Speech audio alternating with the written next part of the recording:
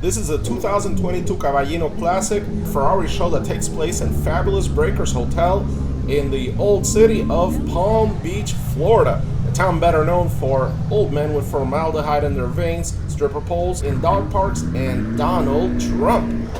Now your humble servant today will be Bruce. That's me. I'm going to be taking you through the show field, highlighting some of the nicer cars that strike my fancy, and hopefully making it interesting for you.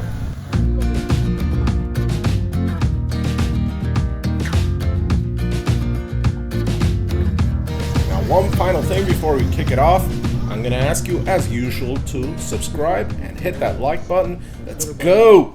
Now here's a debut of the brand new 296 GTB, a car that should honestly have been called a Dino. I don't know why they missed out on that opportunity, but they're just very similar cars. Both of them very compact mid-engine V6 engines, but this V6 is very different. This V6 is what's considered a hot V setup. No, that doesn't mean it's got a yeast infection. It means it's got twin turbos between the cylinder banks. In addition to that, this car is a hybrid. It's got an electric motor. It's going to be really fast. Ferrari 365P Berlinetta, better known as a Triposti because it's a three-seater. Yes, this car preceded the McLaren F1 by 3 decades. This is a 1966. It's the rarest car in the show field. It's only one of two. Now this car and I have a little bit of a history. I got to spend some time looking at this car, sitting in it in Philadelphia, and it's great to see it again. In terms of styling, the car is just gorgeous. The similarity to the Dino is uncanny. And the 365 it's not just about the seating position, the fact that it's a first mid-engine Ferrari. It's also, just look at the styling, look at the very thin pillars, look at the large greenhouse, look at the glass roof panel. This must have been a spaceship when it came out. Your eyes are not deceiving you. That is indeed the 365 Triposti driving behind an SUV with a cameraman hanging out the back. 250 GTO. They made 36 of them from 1962 to 1964. Many people consider this car the most beautiful car in the world, and I would not dispute it. Not my personal favorite, but it's definitely in the top 10. Also, quite possibly the most expensive car in the show field. Right next to it, its predecessor, the 250 GT short wheelbase Paso Corto. They made 170 of these. Some were steel bodied, some were aluminum. If you've seen my previous videos, you know that to me this is the most beautiful Ferrari I think that's ever been made. It is just gorgeous. Love it. And most short wheelbases have a nice interior, whereas the 250 GTO was really a car meant to win world championships. So it's this 250 GTO is actually kind of an oddball. I don't think I've ever seen a 250 GTO with quite a nice interior like that one. Here's an SF90 Spyder. This is a legit hypercar, but it was preceded by the LaFerrari, which was a really rare car, a really special car, and this one is more of a mass production car, even though it's close to $1 million. 275 GTB. Now this one is very rare. It's the only one that was designed and built by Pininfarina. Look at this Coupe by Vignale. Look at that third brake light. You thought they invented those in the 80s? Here's a 212 Export. The ones that were called Export are really, really rare like this one, and they're built for competition. They're a little bit more powerful, just as beautiful. I think there's like 20 or 30 of these. It's really a rare car, a real treat to see it here. Now this Vignale, like every other Vignale, people, they had something against regular design. Every single car is so exuberant. It's just got like some crazy details like that brake light and look at the rear taillights. They're just so unusual, and each one of the cars is essentially a one-off. Here's a 400 Superamerica. They only made about 150 of them. These are big Bruiser muscle high-speed sedans. You can get them with fitted luggage. They came with disc brakes. At the time, they were the fastest cars in the world. Here's another Superamerica. This one's being coy. It's wearing protection. It's probably gonna bang your mom tonight.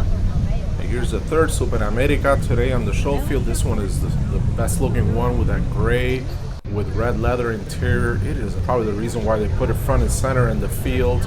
Now with 60 years on, you can look at the styling and it is just so retro futuristic. It must have been mind-blowing when they came out. And I take it back. Maybe beautiful is not the word for it. I have a problem with the side profile, the windows. You know, Jaguar at the time was doing the E-Type, which is a far more beautiful car. So this one is just cool, and it's not beautiful. It is cool.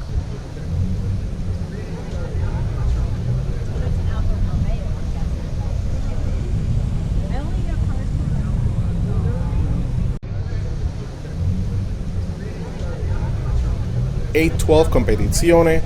Thing looks amazing. Got a naturally aspirated 6.5 liter V12. It revs past 9,000 RPM. Are you kidding me? The sound is incredible. I'll be honest with you, the front engine model Ferraris are not my favorite, but this one is, it's so cool. 1951, the 212 Export. I think there's like 20 or 30 of these. It's really a rare car, a real treat to see it here.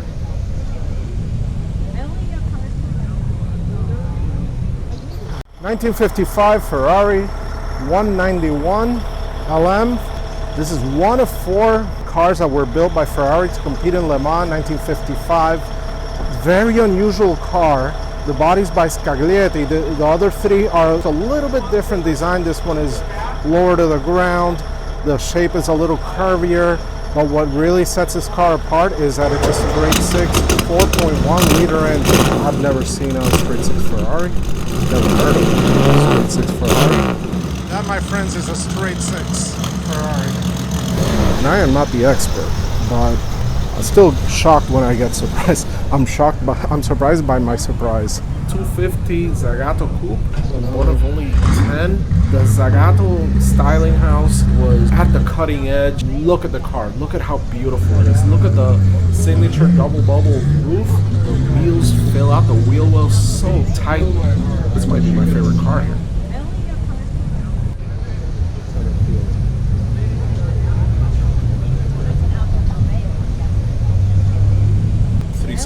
GT, not a very good looking car, but this one is notable because it was owned by Nancy Sinatra. You can be sure this car was smoked in. There was a lot of cussing going on in there.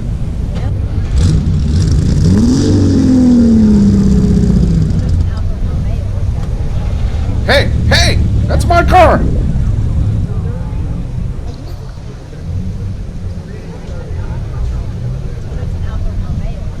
We live in a world where you show up at a car show with an F40 LM, one of 19 or 20 in the world, and you're upstaged immediately by a 250 GTO Series 2, one of only 3 in the world. And people ask me why I come to this car show every year.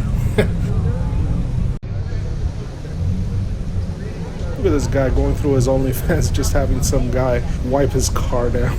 A white old guy nonetheless. No, that's the ultimate flex. You know, I'd never actually seen a 288 GTO in person until Instagram. These extremely wealthy individuals need to flex for the gram, and thanks to that, I've seen several.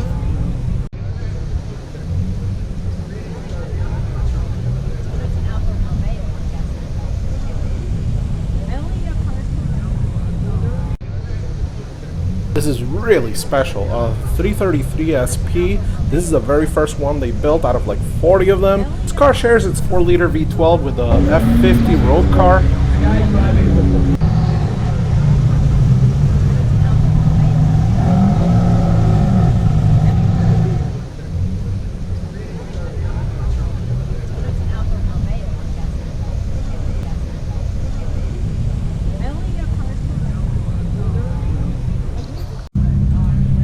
We're just gonna go through the show field of the award winners as they wait to receive their award.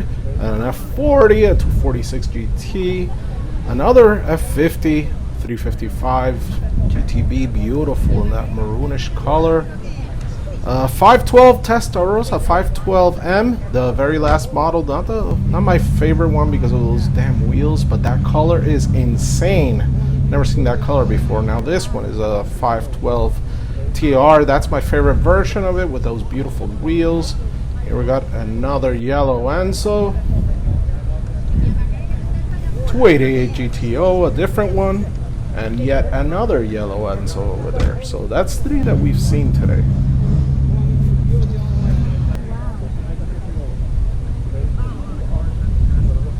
It's a very interesting how they did the format this year, where they're presenting the trophies at the very end in a progression, so you get to enjoy it as a spectator. And now to the parking lot, where we have a 250 GT Pininfarina Cabriolet. I believe we saw this car a couple of years ago, next to a Berlinetta Boxster. 250 GT short wheelbase, third one I've seen today. Look at this, 166mm. I wish I saw this car in the show field. I love those cars. This is a 308. I think this is a Vetro Resina fiberglass car. This is a 250 GT Boano, next to an SF90, next to the ex-Formula 1 world champion Nigel Mansell's old F40. Very early car with slider plexiglass window.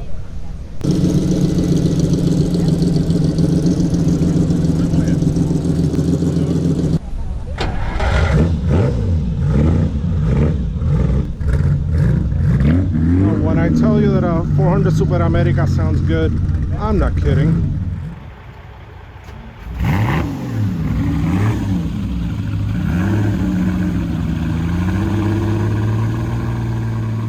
Thank you for joining me on this tour of the Cavallino Classic 2022. Check back soon because I have more videos coming, including videos of this very show of cars that did not fit in this video.